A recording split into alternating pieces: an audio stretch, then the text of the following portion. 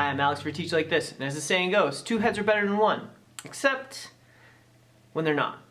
People everywhere know the benefits of group work. Coming together, collaborating, being creative together, brainstorming, these are all awesome things that end up with great products. At the same time, I'm sure every teacher has an example where they tried to implement a group work activity and it totally failed. Therefore, group work on its own isn't enough to get to those great levels of awesome products. In order to have productive group work, it's important to have the right circumstances in place for the group work to go well. As a student, I felt like there was three kinds of people in every group that I was in. The first group was the hard workers. They'd put in all the effort and take on all the responsibility in order to get a good final product. The second group was the people that were helpful, but they weren't doing any of the heavy mental lifting. And finally, there were the people that were just along for the ride and would put their name on the final product. When the final product was handed in, the teacher had no way to know whether each student understood the concepts or not. So in order to knock your next group work activity out of the park, embed these 5 elements into your activity, and I'm sure you'll be happy with the results. Number 1, positive interdependence.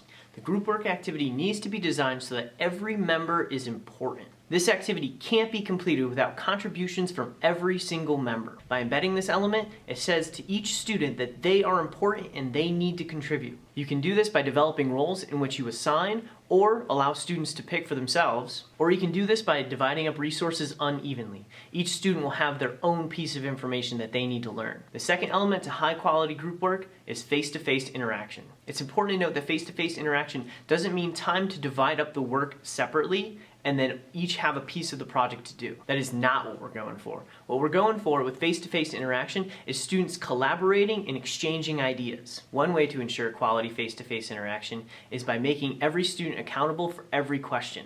So when the groups tell out later, a teacher can ask any student any question and they need to be able to give the answer. The next element is individual and group accountability. Teachers should assign an individual and group grade for every assignment. In addition to just a grade, specific feedback is important. As teachers go around monitoring informally, providing feedback is one way, and then at the end, summative feedback after the whole project is done. Also, students can reflect on their contributions to the work and how everyone worked together. Quality group work also needs to work on interpersonal and small group skills.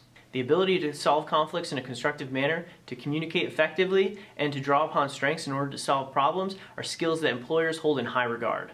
It's important to teach and model asking for help and receiving help. This is often an undervalued and undertaught skill. Model and encourage students asking each other questions like, "Can I help you find the right page?" or "Can I give you a hand?" Then teach students to accept the help and it's okay.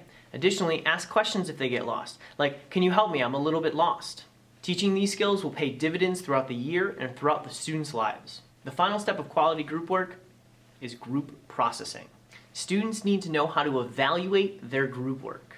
This step is often overlooked or rushed through in order to move on to the next topic. However, it's vital to successful group work in the future. You want to improve upon the good qualities that students learn during their group work, and you want to prevent students from making the same mistake twice. Good evaluation and good group processing will help you do just this. One additional and important element into group work is not from the students, but it's on you as a teacher. The most important part of any group work activity is the activity itself. When doing group work, it's much better to have a tough, hard, difficult task for students to complete than an easy one. When students are faced with a difficult problem, they need to use each other. When they have an easy task, the hard worker group members are going to find a way to take over the project and they're going to have it done before any good group work happens. That's all for this video. If you have any additional questions, you can connect with me on Twitter, by email, or by commenting down below. And subscribe for weekly strategies in your newsfeed. I'm Alex, and that's Teach Like This.